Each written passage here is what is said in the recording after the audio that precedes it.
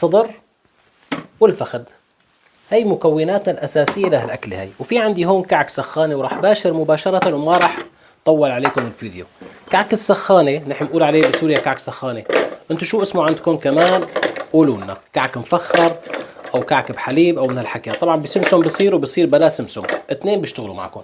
وفي عندي هون معلقة كزبرة، معلقة بابريكا، وفي عندي فلفل اسود نص معلقة، وفي عندي بهارات دجاج تقريبا معلقة صغيرة. هي البهارات مثل ما انكم شايفين حطيتها كلها مع بعضها. وفي عندي هون سن توم صغير، وفي عندي بصلة بهالحجم هذا مثل ما بيقولوا ميني بصل. حطيناهم كلهم مع بعضهم، وهلا بنباشر بالطحن.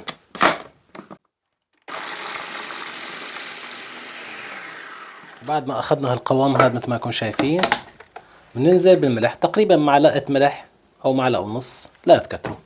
كمان خلطة خفيفة ويكون عندي المزيج جاهز.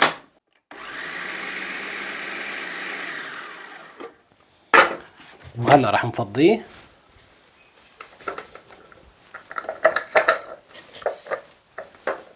وبناخذ صدور الدجاج، وبس قبل ما تاخذوهم لازم تفرموهم بشكل مربعات بحيث يعني ينزلوا معكم بالخلاط او بمحضرة الطعام. وناخذ هالشكل. شايفين صدر الدجاج محلاه؟ وهدول العروق بتشيلوها ما بتتركوهم، يعني هدول العروق كتير بيزعجوكم على الاكل بعدين. تنظيفة خفيفة، واحتمال عمو القصاب ينظف لكم اياهم وانتم ما تتعذبوا. نفرمهم كلياتهم ونحطهم بالخلاط. كمان الصدر حطيناه هلا، كمان الفخذ نفس الترتيبة. بتحاولوا ما تتركوا فيهم عروق ابدا. نزلناهم وننزل فوقهم نص كاسة زيت زيتون. زيت نباتي بصير بس انا بفضل زيت الزيتون، ورشة ملح خفيفة لا تكتروا. وهلا بنرجع ونضربهم بمحضرة الطعام. بسم الله.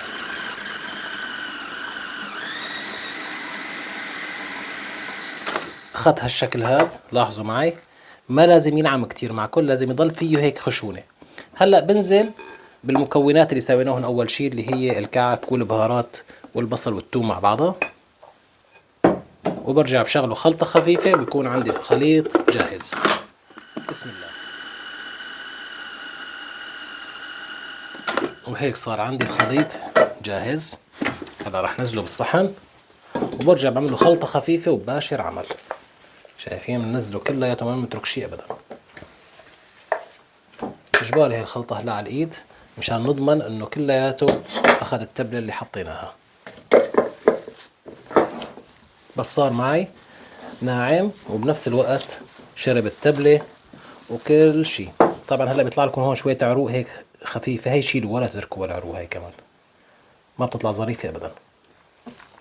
شايفين هاي العروق شيلوها كلها لا تتركوها. اخذناها بهالطريقة هاي كلها انخلطت. هلا بناخذ قطعة، وهون الحكي اللي لازم تنتبهوا عليه، القطعة وزنها لازم يكون 100 جرام. 100 جرام لقالب اللي قياسه 12، وكل ما كبر القالب تكبر القطعة. بس هذا القالب قياس 12 القطعة يعني 100 جرام كتير مناسبة. ناخذها بهالشكل هذا بنكورها وبنحطها على طرف لبين ما نخلص الكمية كلها. بس انتبهوا على الموضوع انه لازم تكون 100 جرام تمام. بنكورها بهالشكل الطريقة اللي بتناسبكم، وبنحطها جنب اختها. هيك نخلص كل الكمية. ورق الزبدة كتير مهم لشغل البرجر. طبعا اليوم عملنا لكم برجر دجاج وشموسة تعبتنا كتير، بس بكل الأحوال راح تاخدوا أطيب برجر راح تشوفوه على السوشيال ميديا. وبعد هذا الفيديو مستحيل تشتروا مرة تانية برجر. شايفين كيف عفصل الورق الزبدة بهذا الشكل؟ باخذ أنا على قياس القالب اللي هو هذا، عندي هذا القالب شايفين. هلا بفصل على قياسه مثل ما يكون لاحظتوا. اول شيء تنيته تاني، بعدين بقصه بهذا الشكل هيك. يعني مو شرط تكون شايف، لازم تعرف تفصل كمان ورق الزبدة مشان يطلع معك الشغل مرتب. وهي الطريقة الصراحة يعني كبرى المعامل عم يشتغلوا فيها، بس طبعا بطرق آلية. بنقص هلا الورقة هاي، صارت عندي ورقة جاهزة، ومن الطرف الثاني كمان بقصها. صار عندي هيك والورق جاهز. طبعا رح كمل هدول كلهم تحت الهواء، بس رح افرجيكم قطعة شلون بدي اشتغلها. بنجيب القالب لهون، هي بنحطها على طرف ما لنا شغل فيها، وبنحط ورقة زبدة بهذا الشكل.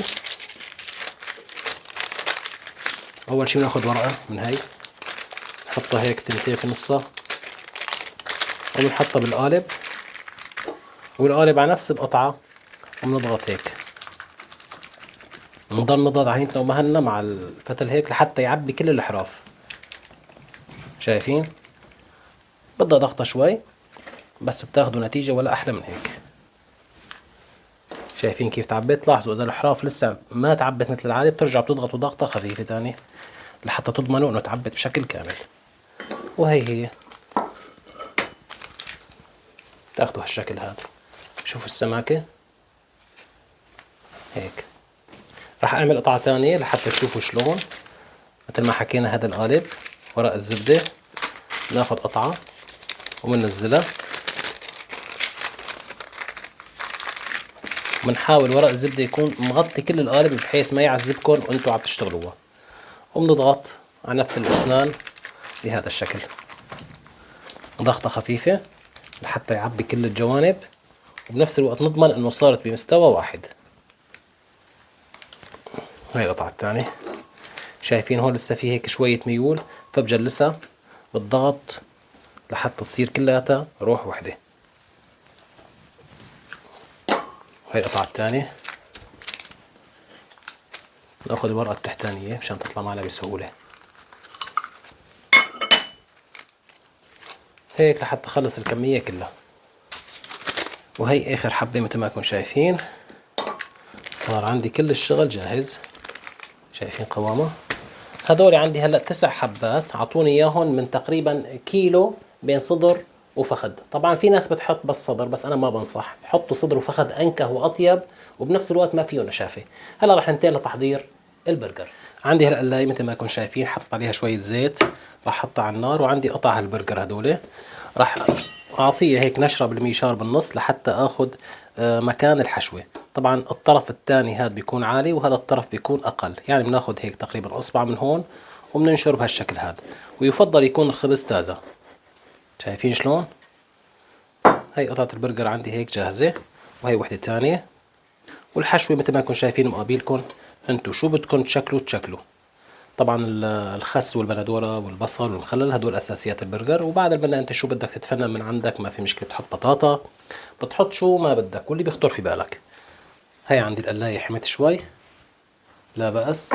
بناخد قطعة من اللي سويناهم، وهدول القطعة هلا بدي لكم عليهم شغلة مهمة جدا، يعني هاي القطعة فيك انت اذا ما بدك تشتغل اليوم تفرزها بالبراد. ناخد هيك ورقة الزبدة بنشيلها على طرف، وبننزل بالقطعة هاي، وهلا بستناها لحتى تستوي. وبين ما تستوي باخد قطعة البرجر هاي هيك، بدي ما ادهنها شي، بدي احمصها شوي بالمقلاية لحتى افرجيكم كيف رح تطلع. رح نشتغل حبة حبة وبدون عجلة. شايفين هي ضمان انه ما لزقت تحت. تقريبا دقيقتين ما اكتر. هلا بناخد هيك ونحطها على الطرف الثاني. شايفين كيف هيك عم تستوي على هينتا، وما هلا ما بصير تنحرق حرق مشان تستوى من جوا ومن برا، يعني انا ما بدي بس الدعها من هون، بدي اياها تستوي من الطرفين، فلذلك لا تعلوا النار عليها واتركوها تستوي بشكل جيد، واخر شيء وقت بدنا نعطيها تحميصه بنعطيها. فرجيكم كيف صارت من الطرف الثاني. تمام. هلا رح احطها على هالطرف وحط البرجر، خليه يتحمص شوي بياخد طعمه وبنفس الوقت بيسخن معكم. نستنى عليها بس لحتى تستوي على الأخير كمان، يعني دقيقتين تانية تكون جاهزة. وهذا الطرف عندي استوى، هلا بقلبها هيك. شايفين كيف أخذ اللون الظريف هذا. هلا بتحطوا إذا بدكم جبنة الشيدر فوق منها، وبدللوا حالكم بتخلوها لحتى تذوب على الأخير. طبعا جبنة الشيدر شوي عذبتني، أخذتها من السوق، ما بعرف ليش هيك عم بتكسر. طبعا في أنواع تانية إن شاء الله تلاقوا منها ما تكسر معكم وتعذبكم على المطالعة، بس يعني لا بأس فيها تخدمنا. وهلا رح ناخد نجهز البرجر. شوفوا شو اخذنا تحميصه.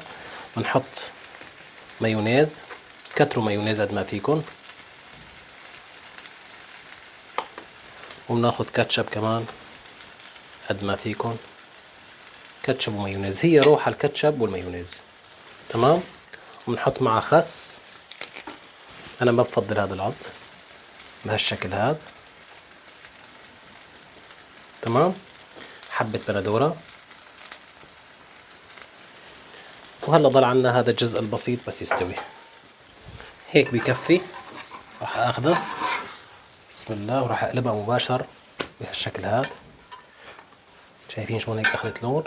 راح نزل فوقها كمان جبنة بيضة. تمام. ومخلل اللي بيحب المخلل. تمام. وكمان بتحبوا كمان كاتشب، بس وين هالمرة؟ هون كاتشب هيك، مايونيز وكاتشب. طبعا نحن عم نقول كاتشب، نقول كاتشب ومايونيز بهالشكل هذا. ومنزلها فوق منها، وهيك صار عندك أطيب همبرجر. دلل لي حالك في هيك قطعة وهيك حبة، تقريبا كيلو بيعمل لك شي 9 قطع، فأنت تخيل شو بدك توفر على حالك. راح كمل الكمية كلها ونعزم شموسة لأني هلكتنا. بسم الله الرحمن الرحيم. وهي قطعة تانية. وين الزيتات؟ انتبهوا مهم جدا الزيتات لحتى تاخذوا الشي مرتب. بسم الله. هاي الطرف الثاني شايفين كيف صار جاهز. هاي راح اشتغلها بجبنة بيضة، احط له قطعة هون، ونفس الترتيبة البرجر راح احطه هون، خبزة البرجر لحتى تسخن شوي. قالت لي شموسة بابا بدي بصل، فلذلك بدي اعمل قطعة ثانية وحط له بصل مشان شموسة تكف عنا هلكتنا. يلا شوي ونشكلكم اياه وبفرجيكم طريقة ترتيبها. وهي القطعة هيك صارت جاهزة. بسم الله. شوفوا خبزة البرجر ما احلاها. كريم، مايونيز، توم اللي بدكم اياه، كاتشب قد ما بدكم حطوا على كيفكم على ذوقكم. هلا بنحط القطعة هيك، بناخذ الخسة مثل ما حكينا، هذا الجزء امامنا اياه. تمام. بنحطه هيك، بندورة، وهي بصل كرمال شموسة الحلوة ما تزعل. شوفوا حلقات البصل ما احلاهم، لا تكتروا. صحيح هي بتحب زيادة البصل بس نحن ما لازم نكتر. وهلا بناخذ قطعة هيك وبنقلبها بهالشكل هاد. تمام. وبنرجع بناخذ جبنة وبنحط لها اياها هيك، وهي مخللاتنا كمان مشان تدلل شموسة. طبعا بالطريقة اللي بتناسبكم انتو فيكم تشكلوا البرجر. واخر طبقة مشان تدوب الجبنة مباشر حبيت حالي شوية كاتشب وننزلها هيك. صحولة لشموسة بقى تجي لعنا وتتدلل. وهي الشموسة الحلوة. شايفين المنظر الحلو هذا؟ لهون بقولكن صار فيديو البرجر جاهز. بتمنى ينال اعجابكم. كان معكم الشيف ضياء الدسوقي. لا تنسونا من صالح دعائكم ومشاركات الفيديو كتير مهمة، منا دعمكم. السلام عليكم.